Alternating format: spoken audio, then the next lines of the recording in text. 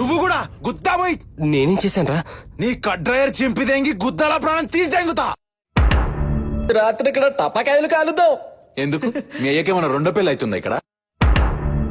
అవును, మీ అమ్మతో. మీ అమ్మ చెప్పలేదా నీకు పెద్దనయ్య కలుస్తాడని?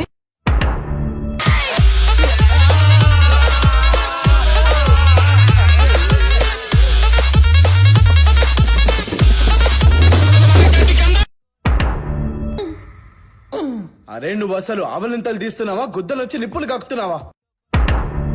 అయిపోయిందిరా భయ్, అయిపోయింది. నీ గుద్ద చెక్కేస్తారు పో. చేస్తావా చేస్తావు, కుక్క చావు చేస్తావు. కుక్క చావా? కుక్క చావు కూడా దొరకదురా నీకు. ఉట్టిగానే చేస్తావు, బాత్రూమ్ లో ఎరుగుతూ చేస్తావు.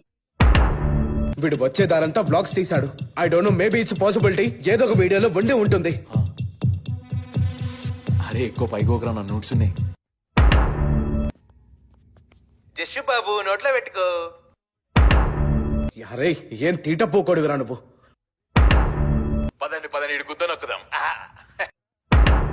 కానీ దానికోసం ఒక పానా అవసరం అవుతుంది. పానా ఎక్కడి నుంచి తీస్తావు? మెకానిక్ నుంచి. మెకానిక్ ఎక్కడి నుంచి వస్తాడు? ఫోన్ నుంచి. ఫోన్ ఎలా చేస్తావు? పీసీఓ నుంచి. చిల్లర ఎక్కడి నుంచి వస్తుంది? పానా నుంచి. పానా ఎక్కడి నుంచి వస్తుంది? మెకానిక్ నుంచి.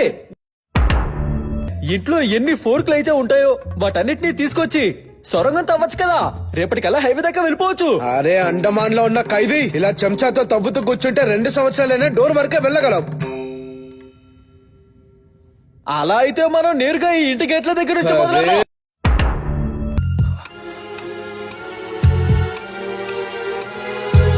ఇది దయ్యంవి బూబ్స్ కాదు. అసలు నువ్వేం రాసావు, పిచ్చి పట్టిందా? ఇది కామన్ లాంగ్వేజ్. దయ్యం విన్నా కూడా ఎర్రిపోకంటుంది నిన్ను.